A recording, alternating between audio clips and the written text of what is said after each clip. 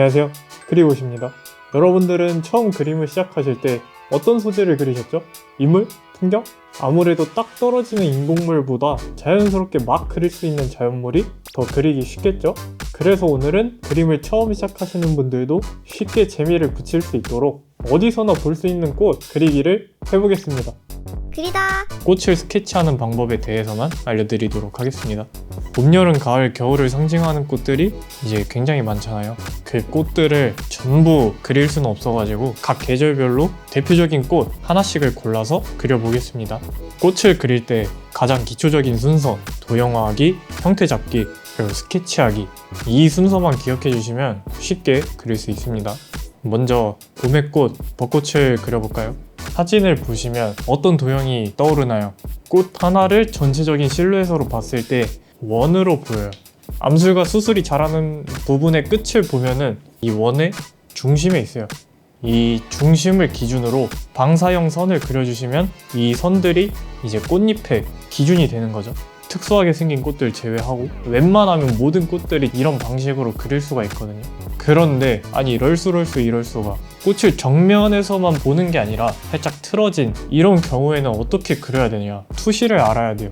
투시를 그리는 과정을 간략하게 설명을 하도록 하겠습니다. 먼저 꽃의 끝점을 연결해서 사각형을 만들어줘요. 이런 식으로 되겠죠? 이 변의 가운데, 이 변의 가운데, 위아래도 가운데에 찝어주고 굳이 엄청 막 정확하게 그릴 필요는 없어요. 표시해둔 점들, 이 점들을 따라서 원을 그려줘요. 이렇게 하면은 시선이 이쪽으로 향하는 원이 그려졌죠? 이 사각형을 한 번 더 이어줄게요. 그럼 지극면체가 되겠죠? 마찬가지로 여기도 똑같은 원을 하나 더 그려준다고 생각해요. 여기서 중앙이 대충 이쯤이란 말이에요. 이 중앙을 기준으로 작게 타원을 그려줍니다. 이걸 옆에서 보면은 이렇게 접시 모양이 된 거예요. 사실상 꽃은 이 접시를 먼저 만들어 주기만 하면은 그 다음부턴 굉장히 쉬워진다. 꽃은 자연물이어가지고 형태를 틀려도 티가 안 나거든요. 그래서 그냥 바로바로 스케치를 들어가도 되는데 이렇게 했을 때 좀 실수하시는 부분들, 이렇게 시선에 바로 완전하게 보이는 꽃잎들은 잘 그려요. 그런데 이런 부분, 여기 옆면 살짝 눈에서 이렇게 돼 있는 부분들, 이 부분들은 어색하게 그려지는 경우가 있거든요. 이게 투시에 대한 구조적인 이해를 먼저 하고 들어가야 이런 부분들에서도 헷갈리지 않고 잘 그릴 수가 있다. 그래서 스케치를 하기 전에 먼저 이렇게 구조적인 설명을 해봤고요.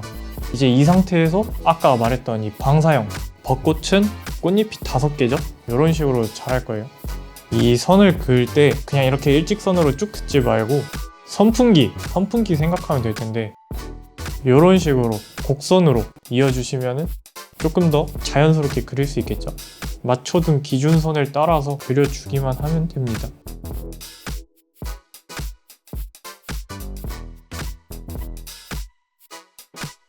지금 이 부분 너무 벌어져 있잖아요. 이제 자연물의 특성이기 때문에 굳이 비례를 딱딱 맞춰서 그릴 필요가 없어요. 자연물이 그러면 오히려 어색해요.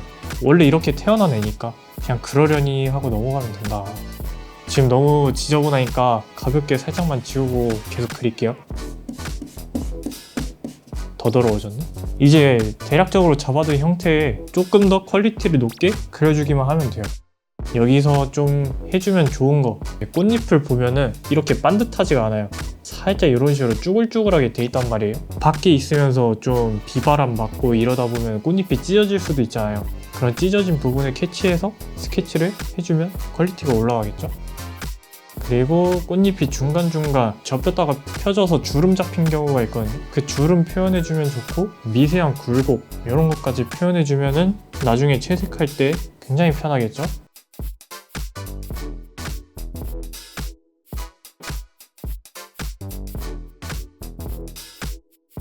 이제 암술과 수술을 그려줘야 되는데 술이 이어질 끝부분들 체크를 하고 대충 이런 식으로 가운데는 뭉쳐있고 끝부분으로 갈수록 밀도가 낮아지게 퍼져있는 이런 모양으로 할 수 있겠죠?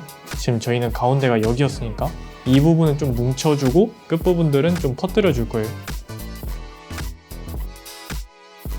너무 굳어 보이지 않게 살짝 좀 곡선을 사용해서 자연스러워 보이게.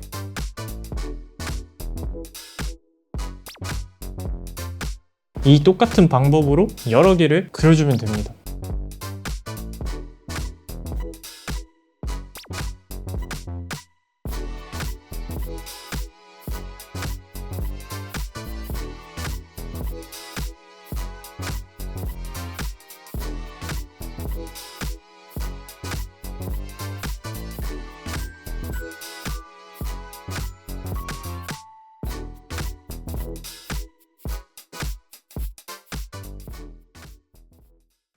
그리다. 구도를 먼저 잡아줘야겠죠? 이 정도 크기로 그려줄 거예요. 아까 벚꽃은 옆에서 봤을 때 이런 접시 모양이었잖아요. 근데 장미는 살짝 이런 항아리 모양이에요. 그래서 장미는 시작할 때 원기둥을 그리면 된다.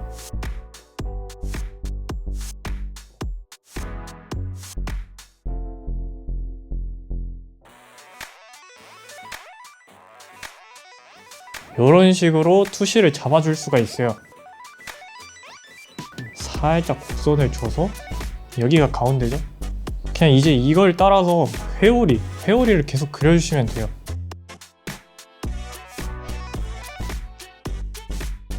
이 선들에다가 이제 자세하게 스케치를 넣어주도록 하겠습니다. 아까 벚꽃에서 그 술 부분 그릴 때 가운데는 뭉치고 밖으로 갈수록 퍼졌잖아요. 장미도 똑같이 안쪽의 꽃잎들은 뭉쳐져 있어야 돼요. 그래서 가운데 부분은 밀도가 높게, 바깥으로 갈수록 큼직큼직하고 넓게 그려주시면 됩니다. 장미는 이제 이 스케치하는 것보다 채색하는 게 더 어렵기 때문에 채색을 할 때 더 자세하게 설명하도록 하겠습니다.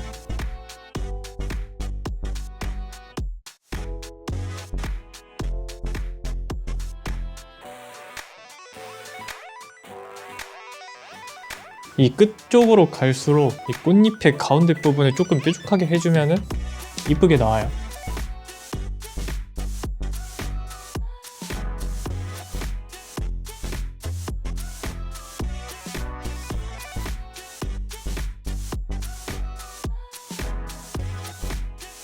가을꽃으로 국화를 그려보려고 하는데요. 이 국화가 종류가 엄청 많아요. 그 중에서 꽃잎이 꽉 찬 겹꽃형 국화를 그려보도록 하겠습니다. 보시면은 꽃잎이 진짜 너무 많잖아요. 그리기가 귀찮을 뿐이지 구조만 알면 어려운 애는 아니거든요. 벚꽃이랑 구조가 똑같아요. 그냥 꽃잎의 개수가 많아진 것밖에 차이가 없어요. 방사형인 거는 똑같아요. 먼저 원을 그려줍니다. 중심은 투시 넣어주면 대충 이쯤 있겠죠? 끝부분이 여기 중심에서 살짝 올라와서 둘, 셋, 넷, 다섯, 여섯, 6층이네요. 1층, 2층, 4층, 6층은 이제 5층 밑에 깔려 있으니까 방사선을 어떻게 그려주느냐, 얘는 옆에서 봤을 때 반원이죠. 끝으로 갈수록 기울기가 기울어져요. 가운데 부분에서는 조금 세워서 그려주고 바깥쪽으로 갈수록 조금 누운 느낌이 나오게.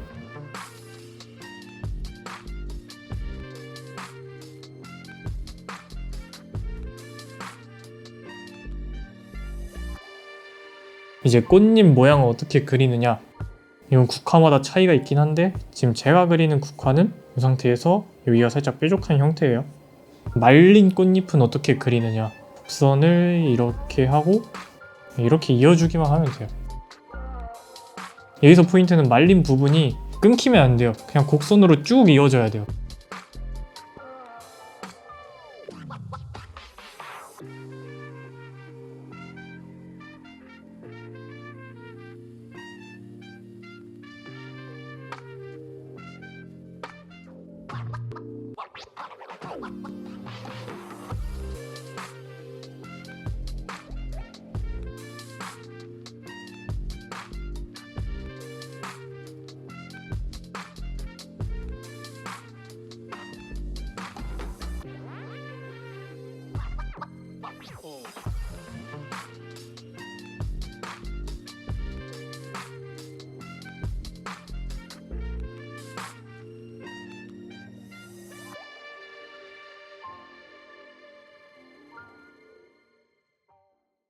이제 마지막 겨울꽃으로 동백꽃을 그려보려고 하는데요. 벚꽃이랑 생김새가 굉장히 비슷한데 이 벚꽃과 다르게 동백꽃은 잎이 넓고 이 넓은 잎이 겹쳐져 있는 게 특징이에요. 그리는 방법은 벚꽃이랑 완전 똑같아요.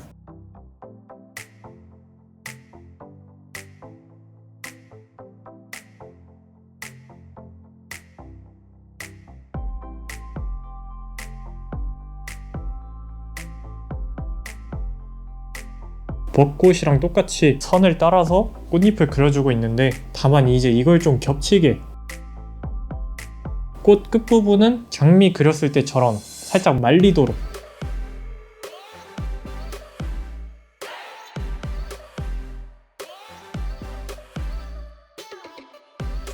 이제 술 부분을 그려주도록 하겠습니다.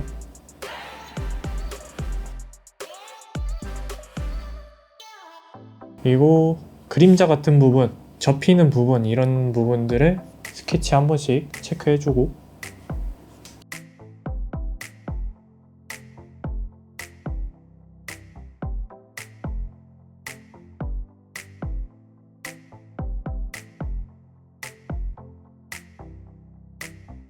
자, 이렇게 동백꽃도 스케치 끝!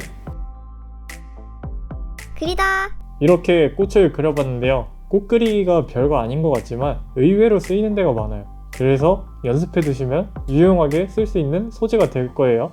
오늘은 스케치 편이었고 다음 튜토리얼은 이제 이 꽃을 이어서 채색으로 돌아오도록 하겠습니다. 안녕!